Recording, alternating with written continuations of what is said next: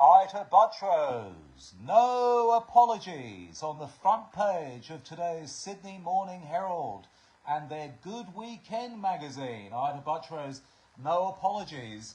And this comes off the back of Infected Blood Australia going public with this video, which has now gone viral, everybody. Ita Buttrose exposed for the knowing harm of Australian children. Well, good afternoon, everybody. It's Charles Mackenzie, and I have to tell you now I'm feeling very upset.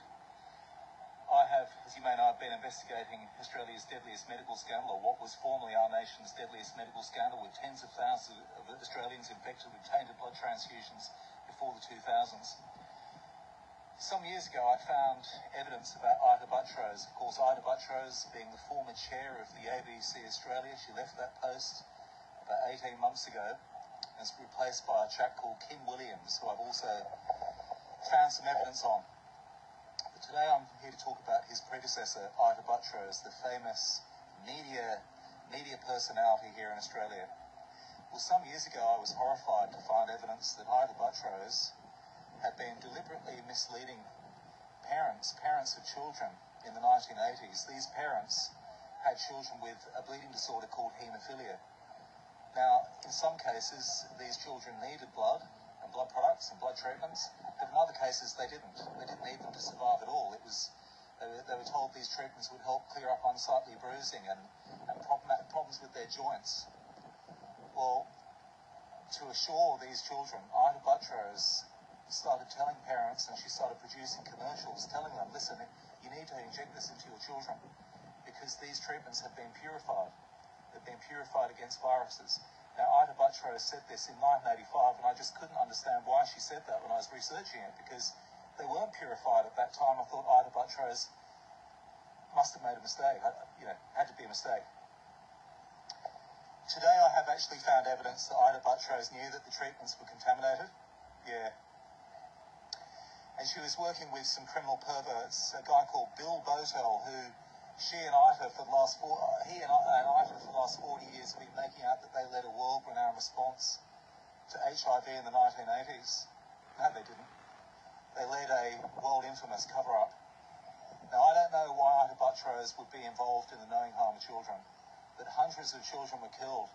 And she said in 1985 that their treatments had been purified. Well, guess what? 1,750 Australians with this bleeding disorder haemophilia went on to be infected with the deadly virus hepatitis C.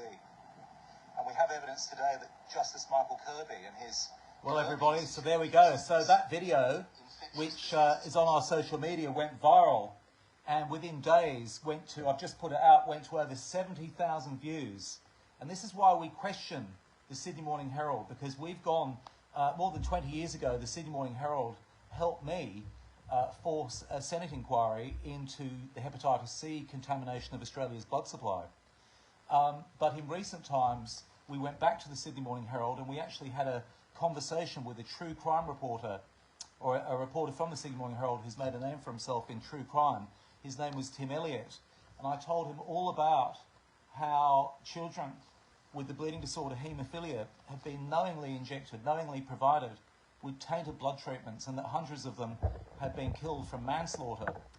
And, I also went to the Australian Federal Police late last year, and I've asked them to investigate, and they opened up a case file. Now, of course, I've been very public about Ita Buttrose's role. We have evidence, and I've shared it on Infected Blood Australia's Instagram page, on our Facebook page, okay? We have shared the fact that in the 1980s, okay, she'd ran a commercial, "If giving is in your blood, please read on." And she says in that yellow text there, it's probably the other way around for you though, but she says that the haemophilia treatments have been purified in 1985. Now, Ita has come out with the statement, no apologies. And I'm going to say this today.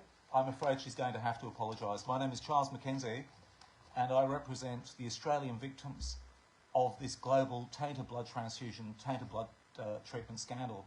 Before the 2000s, essentially hundreds of thousands, if not millions of people around the world were affected by tainted blood transfusions, and Australia was not immune. You never heard about it because Ita Buttrose was made out to be Lady Diana, Princess Diana, the Queen of HIV, or Australia's version of it. And the reason that she was made out to be something that she's not, and for 40 years she's lapped up the praise, is she was used by the very bureaucrats and health ministers that were part of the criminal cover-up. I'm going to mention their names. 1980s Health Minister Neil Blewett, who is wanted for his criminal cover-up. We want him prosecuted. His Chief of Staff, Bill Botol, who for 40 years has gone around and told the Australian media that he led a world-renowned response to HIV, and we suspect he had a role to play in this article.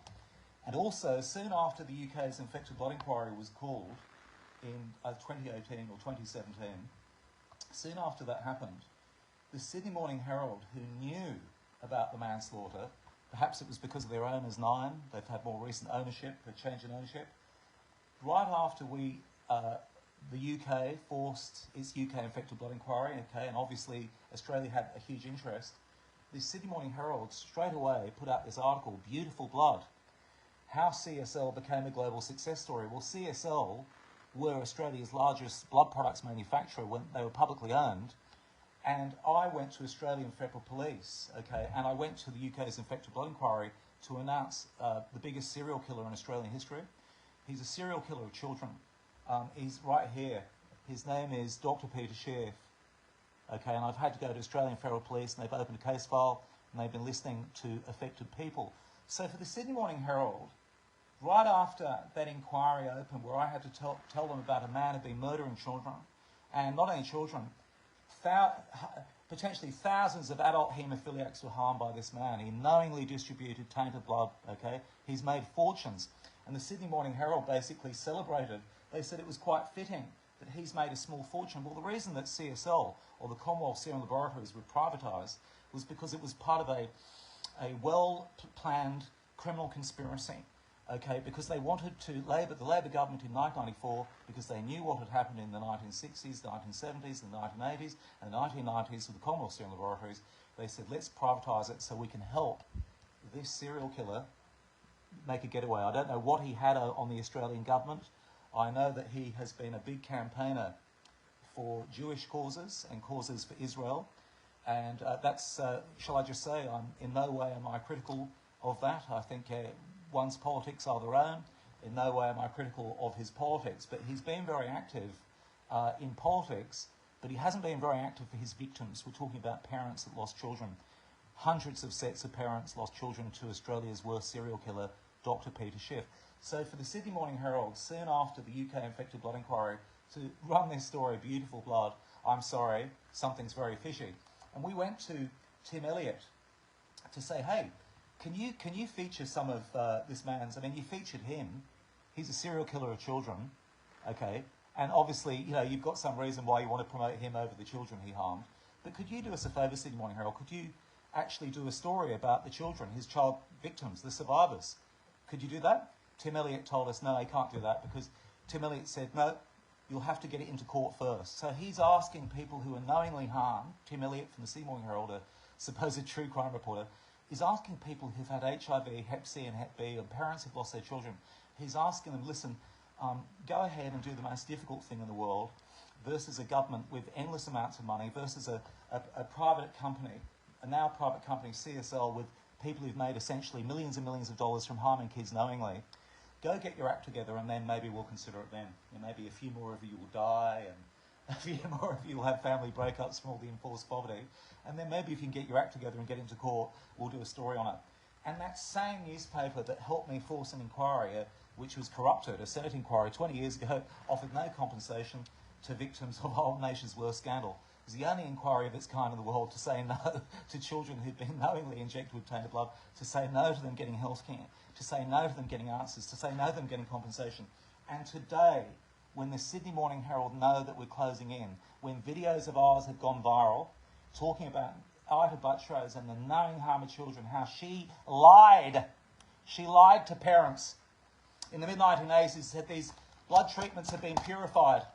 This was after the HIV scandal that she was such a hero of. And they were nervous because of HIV, and they went with her advice.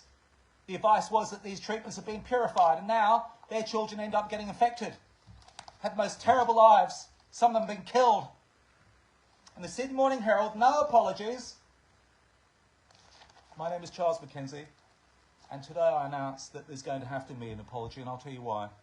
One of the children that his fight, one of the children affected by this, started our fight in the 1980s. He had the courage. He had the courage to sacrifice his rights to privacy, even though he was afflicted with AIDS. And this was because of a tainted blood treatment that he didn't even need to survive. Even his own doctors lied when they said that he'd been warned about the risk of HIV, or that his parents had been warned. No, they hadn't been. That's a lie. What parent would ever agree to injecting their child with a treatment they didn't need if they knew they were going to get full-blown AIDS? And Ita Buttrose says no apologies. Well, that child victim who was killed by manslaughter, he met Ita Buttrose, and he was most unimpressed.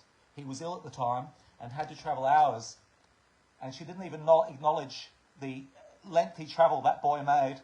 And it was pretty clear to him and others at that time that this was this was no Princess Diana. So here they are. You can read the article today in today's Good Weekend. No apologies from Ita Buttrose. I wonder who put this story together. I wonder who lobbied for this to be published at this time, when we've gone to Australian Federal Police about manslaughter, and when I've had to go overseas to be a witness in an international inquiry. We need an investigation. We suspect that people like Neil Blewett, Australia's culpable 1980s Health Minister, and his Chief of Staff, Bill Botel, who is also Chief of Staff to Australia's Prime Minister, Paul Keating, who agreed to the privatisation of the Commonwealth Serum Laboratories before parents were told what the government knew, that their children had been given tainted blood treatments. And no apologies from Ita Buttrose. Ita Buttrose, I lost my mother late last year. She'd poured hundreds of thousands of dollars into this cause. Ita Buttrose, you've been made a saint in this country, but you've been well remunerated. You're the former chair of the ABC. You blocked us getting any investigations into Australia's deadliest medical scandal, tainted blood. Then there were no Four Corners and no 7:30 reports. But this, my dear, is a step too far. No apologies. You'll find there will be an apology. Yes, you will apologise to your victims and to parents. Oh, yes, you will. Yes, you will. Thank you, everyone, for watching, and please know we've made progress with our lawyers, and we will have this addressed. Thank you for watching.